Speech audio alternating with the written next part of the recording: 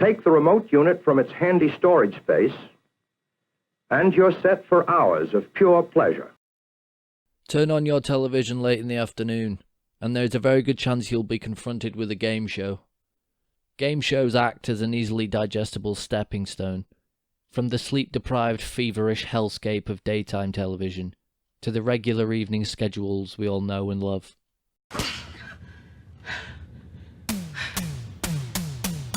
Game shows were once primetime slot-worthy attractions, drawing in millions of viewers at peak evening times. And although there are a few instances of great game shows still managing to fill that spot today, most have been squeezed out for variety shows, which can easily incorporate core aspects of game shows into their own high-energy formats, like pretty much anything Ant and Dec have ever done. Luckily for game shows, however, there was a gap in scheduling that needed to be filled after kids' television, once shown on the major stations at about 3 in the afternoon, moved to Freeview channels of their very own, where they could churn out their unfiltered drivel to devote audiences of salivating juveniles.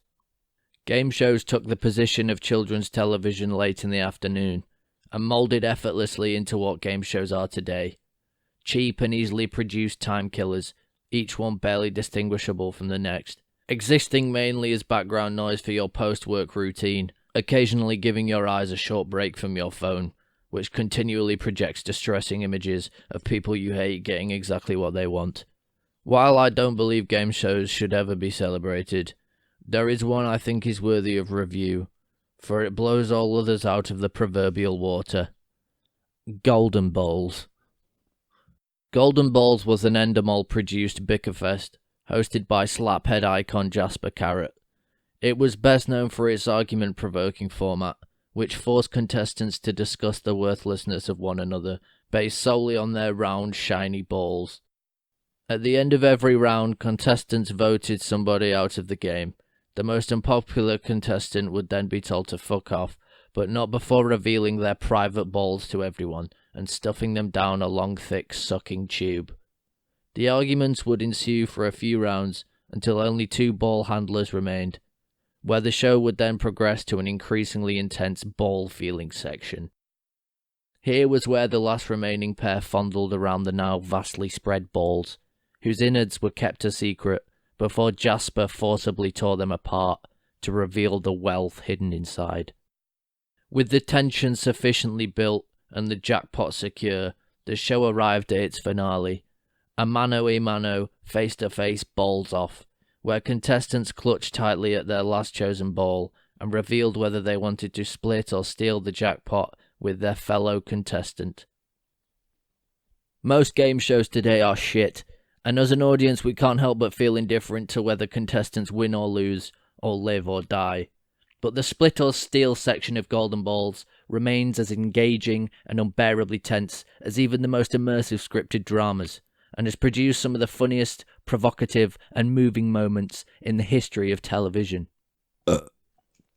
If you had to consider for a second how many game shows there are on TV today, and how many episodes those shows are making, it's nothing short of criminal injustice that Golden Balls ran for only 289 episodes, barely scraping the low-hanging balls of other game shows past and present.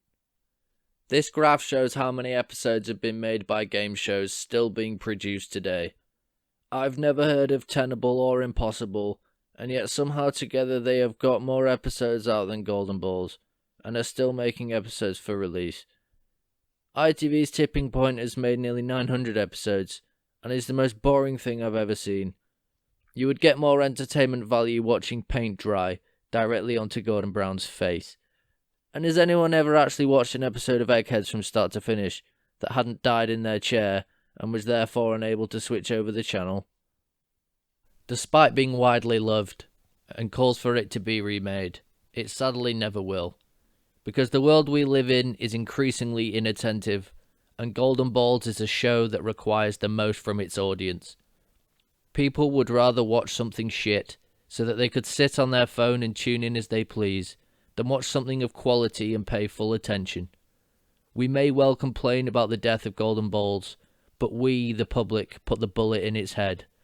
Long live the greatest game show ever made, It will forever remain in our iron hearts, on the tips of our silver tongues, and nestle deep inside our golden balls. RIP.